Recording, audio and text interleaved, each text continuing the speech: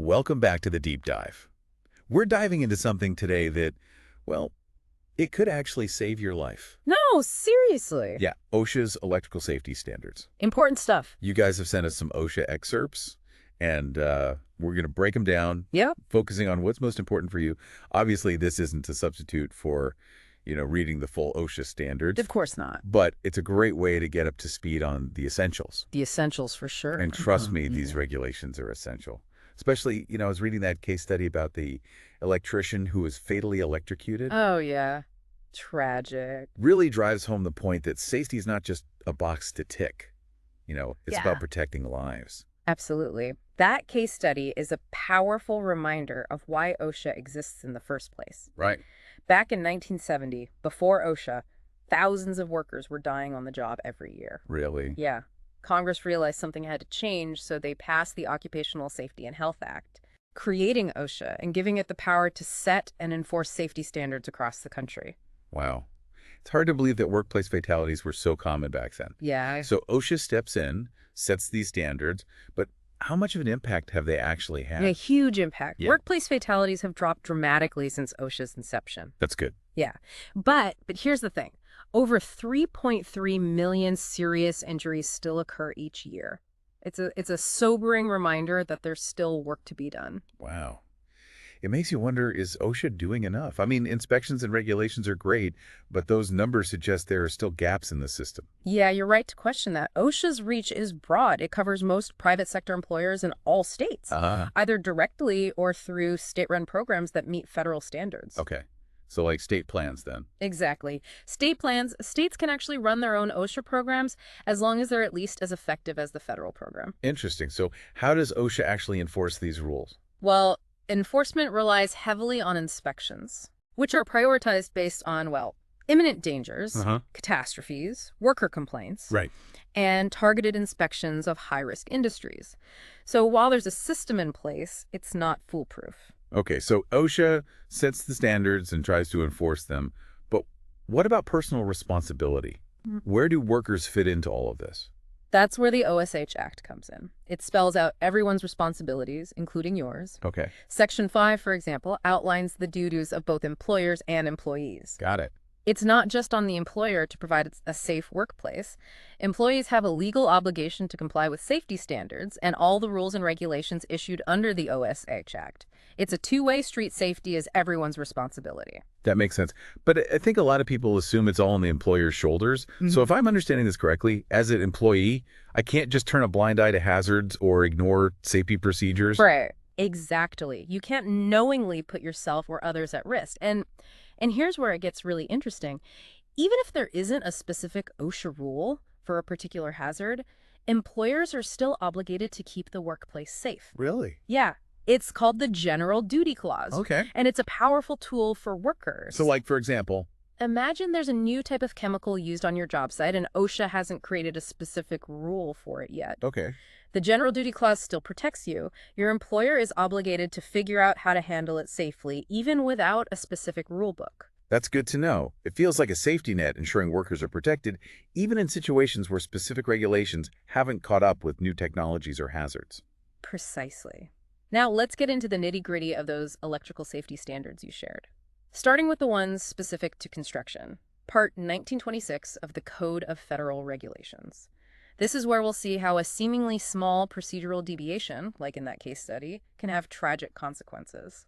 Right, that case study really shook me, especially the part about the foreman modifying the usual lockout-out procedure. It makes you realize how important those procedures are. Absolutely. Part 1926 is structured in subparts, each dealing with a specific area. Subpart K focuses entirely on electrical safety, covering everything from installation and work practices to maintenance and special equipment. And within Subpart K, Section 1926.417 specifically addresses lockout-hackout procedures, highlighting their crucial role in preventing electrical injuries and fatalities. So lockout, tagout, that's all about de-energizing electrical equipment before working on it, right? But what exactly went wrong in that case study? Could you break it down for us? So certainly. The case involved an electrician who was fatally electrocuted while working on a live electrical panel. The investigation revealed that the foreman had modified the standard lockout-tagout procedure, taking a shortcut that ultimately cost the electrician his life. It's just heartbreaking. It seems like such a simple thing. Follow the procedure, de-energize the equipment, and the tragedy could have been avoided. It really underscores the importance of not cutting corners, even when you think you know better. You're absolutely right. And it's not just about individual workers taking shortcuts. Employers have a responsibility to ensure their lockout-tagout programs are robust and that employees are properly trained on them. So it's not just about having a procedure in place. It's about making sure it's followed consistently and correctly. Yeah, it's a stark reminder that even experienced workers can, fall victim to complacency or a lapse in judgment. Yeah. And that's why these regulations are so important. They provide a framework for safety even in these high pressure environments. Exactly. They act as a safety net, forcing us to slow down, think things through, and follow procedures that, have been proven to protect lives. So we've talked about lockout, tagout in construction. Is that also a big deal in general industry? I mean, it's not like you're always dealing with massive electrical panels in every workplace, right? It might not always involve, huge panels, but the principle remains the same. De-energize before you work on it. Right. And yes, lockout-tagout is just as crucial in general industry. That's where Part 1910 of the Code of Federal Regulations comes in. And just to clarify, Part 1910 is basically the general industry equivalent of Part 1926, right? Exactly. But with its own set of rules tailored to the specific hazards of different industries. Precisely. It follows a similar subpart structure, but the content within those subparts can be quite different. For our purposes today, we'll focus on subparts I and S. Subpart I delves into PPE, just like its counterpart in Part 1926. PPE, that's always a hot topic, especially on job sites. But I'm guessing there's more to it than just, wearing a hard hat and calling it a day, right? You bet. Subpart E goes beyond the basics, covering everything from hazard assessment and selection to training and employer responsibility. Hold on. Employer responsibility for PPE. You mean even if I bought my own steel-toe boots, my employer still has a say? Absolutely. If you're required to use PPE on the job, your employer needs to make sure it's adequate for the task, even if you provided it yourself. Really? Yeah, they can't just say, hey, you bought it, you figure it out. It's about ensuring everyone has the right protection, regardless of who owns the gear. That makes sense. So it's not just about ticking a box like, yep, everyone's got their PPE. Yeah. It's about making sure that PPE is actually doing its job. Now, what about Subpart S? I remember that one focused on electrical safety in general industry. Right. Subpart S mirrors Subpart K in construction, covering similar grounds like design, work practices, maintenance, and specialized equipment. But remember, the specific hazards and work environments can differ greatly between construction and general industry, so the details of the regulations are tailored accordingly. Okay, so different industries, different hazards, different rules. But is there anything in Subpart S that ties back to that case study we discussed earlier, besides lockout, tagout, which we know is crucial across the board? There is actually. Remember how the electrician in that case was working on a live panel? Right. Subpart S specifically emphasizes the importance of de-energizing electrical equipment before working on it whenever possible. That's always the preferred method. De-energize first, ask questions later, right? Yeah. But I imagine there are situations where you just can't shut everything down. What happens then? That's when things get tricky.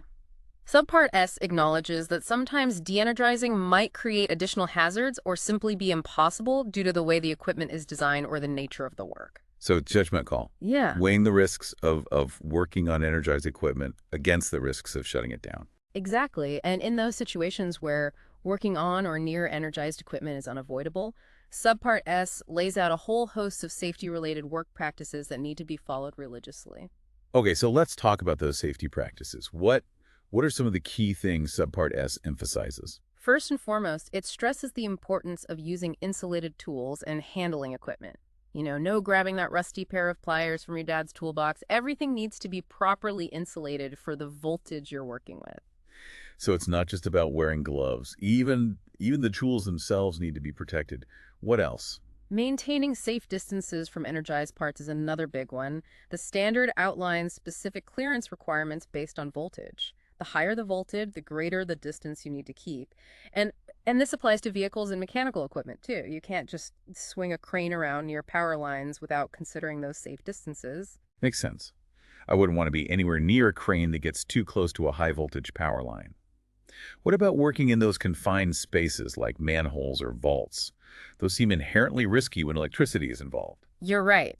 Confined spaces present unique challenges. Subpart S requires employers to provide and employees to use protective shields, barriers, or insulating materials in these situations. It's about creating a physical separation between the worker and any potential electrical hazards. So basically building a little fortress of safety around yourself when you're working in those tight spaces. Makes sense. It's all about layers of protection. And another layer is illumination. Subpart S is very specific about having adequate lighting when working near energized parts. No fumbling around in the dark hoping you don't touch the wrong thing. Visibility is key. And speaking of visibility, what about those qualified person requirements we saw in the OSHA excerpt? Can just anyone grab a screwdriver and start messing around with electrical equipment? That's a great question, and it gets to the heart of what makes this work so dangerous. Subpart S defines a qualified person as someone who has demonstrated skills and knowledge about electrical equipment, installations, and the hazards involved. So it's not just about having experience with tools, it's about understanding the electrical systems themselves and the potential dangers. Exactly. And here's the catch. You can be qualified for some tasks, but not others. Just because you know how to install a light fixture doesn't mean you're qualified to work on a high voltage power line. So no DIY electrical work at home just because you helped your uncle wire his garage once. Not a good idea. Leave that to the pros. Duly noted. Now, we talked about PPE earlier, but what about other things we might wear on the job? Can a watch or a necklace become an electrical hazard? Absolutely. Subpart S addresses that too. Conductive items like jewelry, metallized clothing, even certain types of footwear can pose a risk if they come into contact with exposed, energized parts. So leave the bling at home when you're working around electricity. It's not worth the risk. Good advice. And speaking of risks, even something as simple as cleaning up around electrical equipment can be hazardous if it's not done properly. Subpart S has specific requirements for housekeeping in these areas, emphasizing safe distances, non-conductive cleaning tools, and avoiding electrically conductive cleaning materials like steel wool near energized parts. Wow. It's incredible how much detail goes into these standards. It's like they've thought of everything. They've tried to. Remember, it's all about minimizing risk and creating a culture of safety, even when dealing with something as potentially dangerous as electricity. Now, throughout this deep dive, we've been talking about OSHA standards, but I remember the OSHA excerpt you sent also mentioned something called NFPA 70E. What's that all about? That's a great point. NFPA 70E is a separate standard developed by the National Fire Protection Association. It's not an OSHA standard, but it's a valuable companion guide that provides more detailed guidance on how to actually implement electrical safety in the workplace. So OSHA sets the what you need to do to comply. And NFPA 70E provides the how, practical guidance on how to achieve that compliance. Exactly. It's like a user manual for electrical safety. For example, OSHA might say you need to protect workers from arc flash hazards, but NFPA 70E dives into the specifics, how to assess those hazards, what PPE to use, and how to establish safe work practices. So it sounds like NFPA 70E can really help bridge the gap between what OSHA requires and how to actually achieve it on the ground. Absolutely. It's a fantastic resource for anyone working with or around electricity, offering practical steps to translate OSHA's requirements into actionable safety measures. Well, I don't know about you, but I'm feeling a lot more electrically enlightened after this deep dive. It's amazing how much crucial information is packed into these OSHA standards. It is, and we've only just scratched the surface. Right. This deep dive has been a high-voltage jolt of knowledge. But for the full picture, you really need to consult the complete OSHA standards. And as we've discussed, NFPA 70E can be an invaluable companion guide in that journey. Absolutely. Knowledge is power. And when it comes to electrical safety, that knowledge can be truly life-saving. Couldn't have said it better myself. Yeah. So to everyone listening, we urge you to check out the full OSHA standards and explore NFPA 70E. Stay safe out there, and until next time, happy learning. Really makes you think, We take electricity for granted. You flip a switch and it's there. Yeah. But behind that simple action, there's a whole network of complex systems and potential hazards. Yeah, it's easy to forget about the dangers when you don't, see the wires and the current. Right. But those dangers are very real. Yeah. And that's why these standards are so important. It's like driving a car. Yeah. You don't need to know every detail of how the engine works. Right. But you do need to understand the basic rules of the road to keep yourself and others safe. Exactly. These standards provide those rules of the road for working with electricity. Right. They're not just about protecting workers, they're about protecting everyone who interacts with electrical systems. So it's not just electricians who need to pay attention. It's anyone who might encounter electrical hazards in their work environment, which is pretty much everyone these days. That's right. From construction workers to office employees to maintenance staff, we all need to be aware of electrical safety principles. Now, we've covered a lot of ground in this deep dive, but Yeah. I want to circle back to that case study we discussed earlier. It's it's easy to get lost in the details of regulations, but that story really brought home the human cost of electrical accidents. Yeah, it's a stark reminder that these regulations are not just abstract rules. They represent real lives and real consequences. And it makes you realize that even a seemingly small procedural deviation can have, devastating effects. That's that's why it's so crucial to understand the why behind these regulations. It's not just about compliance, it's about protecting ourselves and our colleagues. Yeah, safety is a shared responsibility. And it starts with knowledge. Understanding these standards and the hazards they address is the first step towards creating a safer work environment for everyone. So to wrap things up, let's go back to our listener. What are some key takeaways they can walk away with from this deep dive? Well, first and foremost, electrical safety is paramount, no matter what your job is. Understand your role in maintaining a safe work environment and never hesitate to speak up if you see a potential hazard. Right. Don't be afraid to ask questions if something seems unsafe or if you're not sure about a procedure. It's always better to be safe than sorry. And remember, OSHA standards are your friend. They're there to protect you. Familiarize yourself with the relevant standards for your industry and don't hesitate to consult NFPA 70E for more detailed guidance on how to implement those standards. Great advice. We've said it before and we'll say it again.